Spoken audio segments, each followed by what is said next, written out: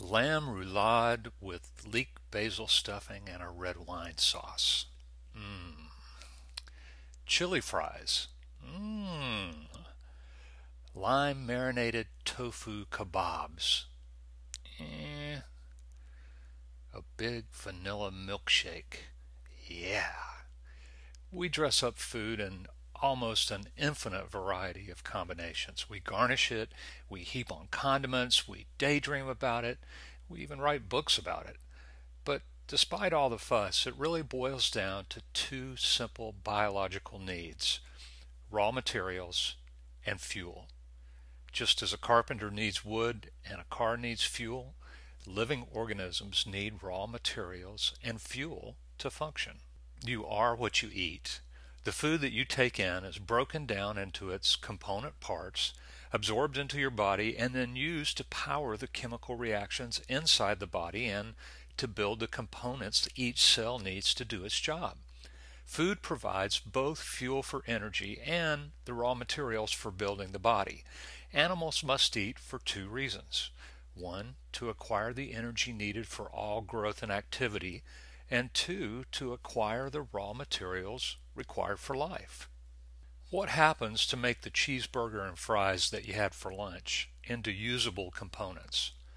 The food that is ingested passes through the digestive tract where it's mechanically and chemically broken down into its constituent parts.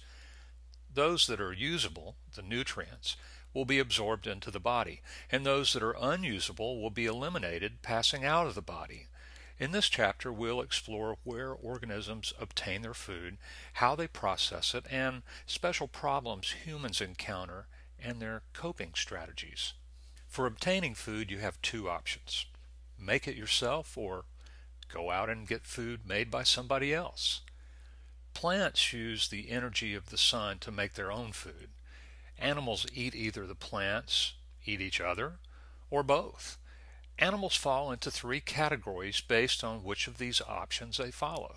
The carnivores only eat other animals, either the whole animal or just parts of the animal, such as the blood for mosquitoes and some bats. Carnivores are specialized for tracking and attacking their prey. Herbivores eat only plants. While this may seem simpler than hunting, plants have many defenses of their own in the form of toxins that must be either avoided or neutralized. Herbivores can eat any part of the plant: the leaves, the stems, roots, berries, and seeds. Omnivores eat pretty much anything, plant material or animal material. Aside from humans, other omnivores include raccoons, pigs, flies, and chickens. Surprisingly, humans are not the only animals that plant and cultivate their own food supplies. One other animal, the leafcutter ant, also practices farming. These ants gather leaves, chew them into paste, and then form them into a comb. They don't use these combs as stored food supply, however. Instead, they use them as mulch to grow their preferred food, a type of fungus. Have you ever gone a whole day without eating? Or have you ever spent a few weeks trying to reduce your caloric intake? Living in a state of hunger can be torturous. In the early 1990s, 8 human guinea pigs learned this the hard way.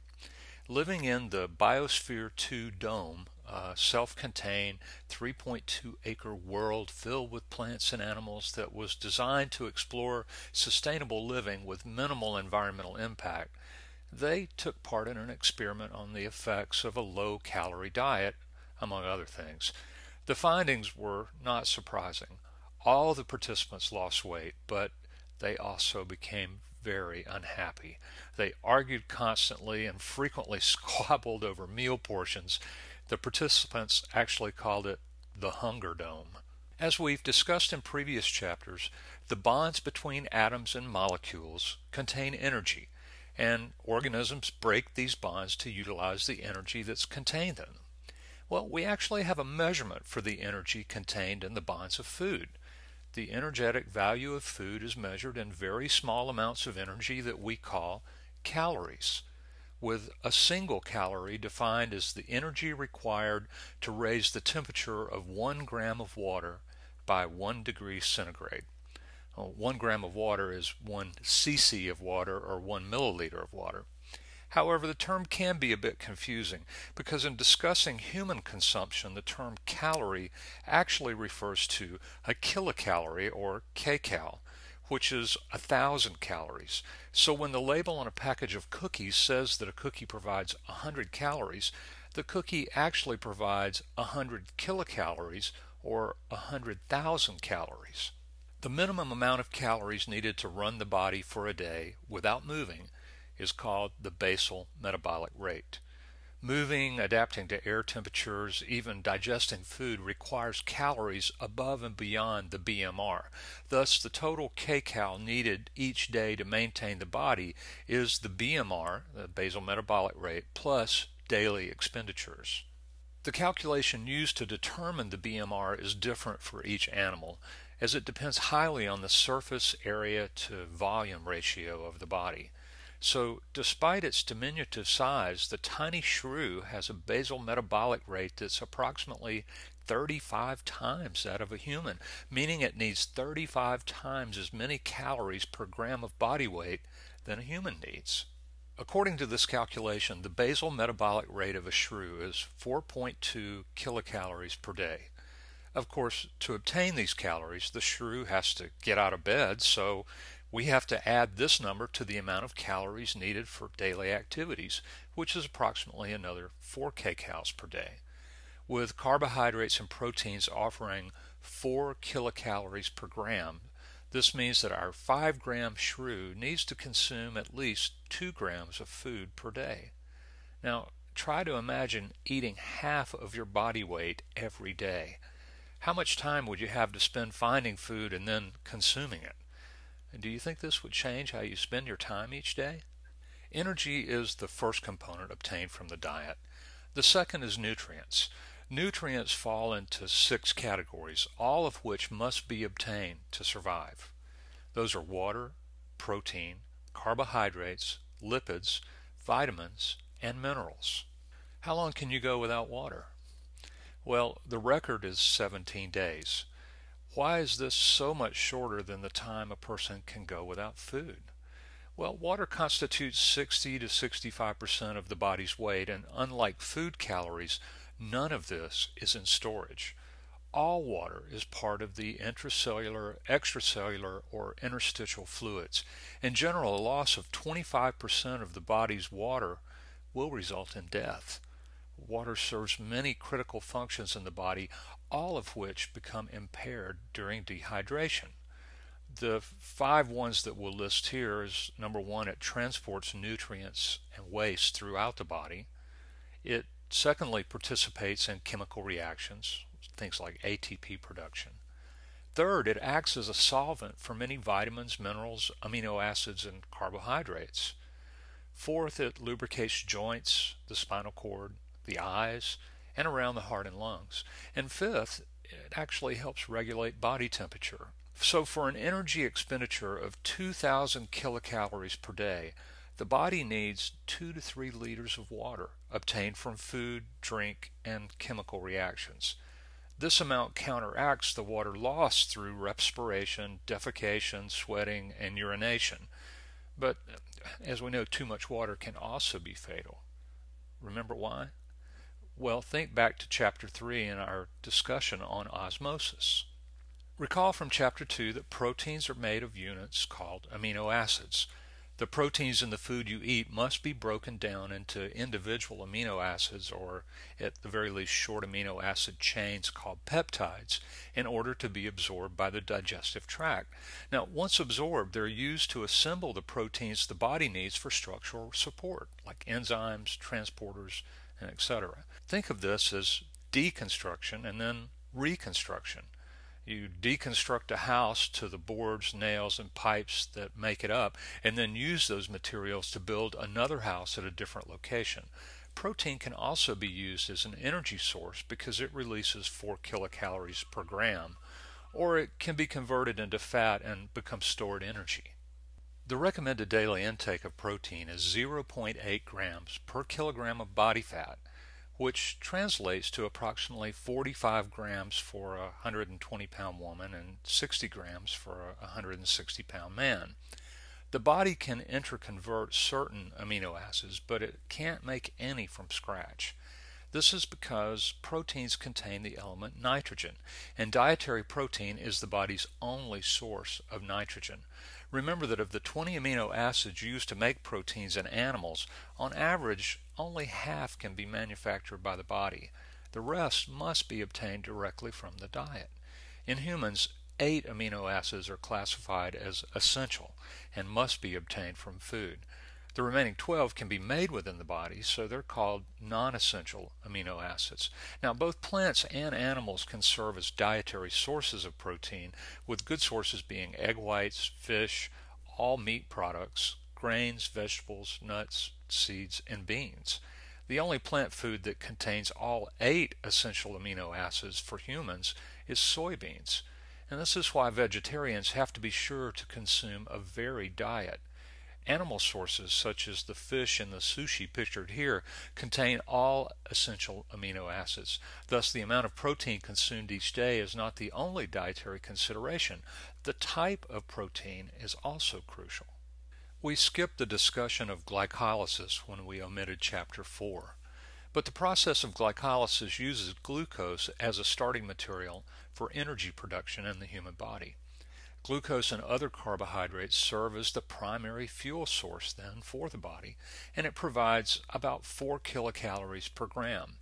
If additional fuel is currently not needed, carbohydrates can then be stored in the animals directly as glycogen or converted into fat and stored in fat cells. Plants store their excess carbohydrates as starch. In the diet, carbohydrates present in 3 major forms: simple sugars, digestible complex sugars, and fiber. The simple sugars, we know as monosaccharides, include glucose and fructose, and they don't need to be broken down by the digestive system before being taken into the bloodstream. The rate at which a sugar in a food enters the bloodstream is measured by the glycemic index, or the GI. Foods with a high glycemic index contain more simple sugars. Now, on this scale, high glycemic index foods have a value over 69. Medium ranges from 56 to 69, and low GI foods are below 55. Digestible complex sugars consist of simple sugars bonded together that vary in size from 2 units, sucrose, which we call table sugar, to many units, which we know as starch or glycogen.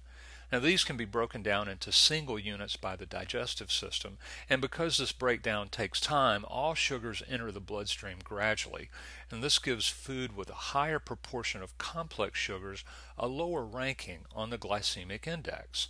Foods with a high GI or glycemic index are not the best dietary choice because, aside from their usual total high calorie count, they contain a lot of simple sugars that can be quickly absorbed into the bloodstream.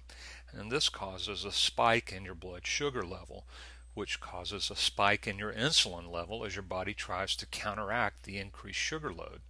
And over the years, frequent spikes like this can wear down your pancreas and make you susceptible to diabetes, which we'll discuss a little bit later in the last segment. And thirdly, we have fiber, which is mainly cellulose, which makes up the cell walls of plants. Most animals don't have enzymes that can break apart the bonds holding the simple sugar units and cellulose together, so it's indigestible. Yet it still plays a large role in digestion. You've seen ads for fiber supplements such as Metamucil and Fiber Choice on TV. What are they supposed to do for you? Well, the ads say to make you regular. What does it mean to be irregular? Well, the aim of these products is to create more frequent bowel movements, and they do this by adding indigestible material into the digestive tract. The material will pass through to the end of the digestive tract, making that region feel fuller and triggering the urge to defecate. A gram of lipid contains more kilocalories than does a gram of either protein or a gram of carbohydrate. 9 kilocalories per gram compared to 4 kilocalories per gram. Despite this, fat isn't the optimal nutrient for energy intake, mainly because our cellular machinery isn't equipped to burn it without elaborate chemical conversions first. Instead, fats are our preferred form of stored energy, used for burning only when the easier sources aren't readily available. Lipids also come in healthier and unhealthier forms. Recall our discussions from Chapter 2. I know it seems like a world ago, but remember that the unhealthier ones are harder for our enzymes to convert into burnable forms because they have these straight fatty acid tails that allow them to pack densely together. The straight tails come from being saturated with hydrogen, that is, each carbon is bound to as many hydrogens as possible, making the chain have no double bonds. These lipids are more likely to be stored. Lipids that do have double bonds in their fatty acid tails don't pack together as tightly and therefore are slightly easier to convert into burnable forms. Thus, these unsaturated fats are less likely than saturated fats to be stored, making them slightly healthier. Partially hydrogenated fats, that is, those in which hydrogen atoms have been added, frequently have a different three-dimensional shape than their naturally occurring counterparts, which makes them especially difficult to break down, and they've also been shown to increase the risk of coronary artery disease. The American Heart Association recommends minimizing the amount of these fats in your diet, and now many foods and even restaurants are declaring themselves to be trans fat free. An excess of calories, whether they're obtained from protein, carbohydrate, or lipid, results in energy storage as fat. The chemical process of converting carbohydrates or proteins into fat to be stored requires some energy expenditure, whereas the storing of lipids or fats directly does not. Therefore, if you must take in too many calories, it's better to take them in as carbohydrates or protein instead of fat, so that less fat is stored in the end. A pound of body fat stores approximately 3,600 kilocalories worth of energy. So to lose 1 pound, technically you have to burn 3,600 more calories than you consume. But it can be done. Of course, you'll actually burn stored carbohydrates before you burn stored fat, which is why losing fat is such a difficult undertaking. Vitamins and minerals are chemical elements needed in small amounts for enzymes and other molecules to function properly, or even at all. For example, iron is the atom with a hemoglobin protein physically binds oxygen for transport throughout the body, so without iron we would literally suffocate. Both are essential dietary components. The difference between the two categories is one of chemistry. Vitamins are organic, that is, carbon-containing molecule, whereas minerals are inorganic elements. And these features are common to all vitamins and minerals. One, they don't yield any usable energy, but instead they collaborate with enzymes to catalyze reactions. Secondly, they must be consumed in much smaller quantities than lipids, carbohydrates, or proteins because they can be recycled and used again by the body. And third, with a healthy diet, we usually consume sufficient quantities of vitamins and minerals, making vitamin supplementation unnecessary for most individuals. 13 vitamins are essential to the human diet, and they're shown in this chart along with their common food sources and role in the body. Most of these vitamins are water soluble, but 4 are fat soluble. Just remember that the B vitamins and vitamin C are all water soluble. The other vitamins, A, D, E, and K, are all fat soluble. This chart can be much better seen on page 860 of your text. All minerals on this list are essential. Since they're elements, they can't be manufactured by the body and must be obtained through the diet. You don't have to memorize this whole chart, but do know some of the most common major minerals like calcium, magnesium, phosphorus, potassium, sodium, and sulfur. And recognize that we must obtain these from our diets. Most of these are in our top 10 elements that we discussed in Chapter 2 earlier in the year. The consumption of increasing volumes of vitamins will just lead to a plateau, after which continued consumption has no additional benefit. Under special circumstances, however, supplementation is necessary. Some of these include women with heavy menstrual flow, which might need iron supplementation. Postmenopausal women or those who are allergic to milk might need calcium supplementation to prevent osteoporosis, which is bone degeneration. Pregnant and breastfeeding women might need supplementation to help support the fetus or growing infant. Pregnant women might need additional folate to prevent birth defects, and people with limited milk consumption and low sun exposure might need additional vitamin D. And people with absorption problems might need vitamin and mineral supplementation to overcome the lowered absorption. All of these conditions, of course, would warrant consultation with your physician.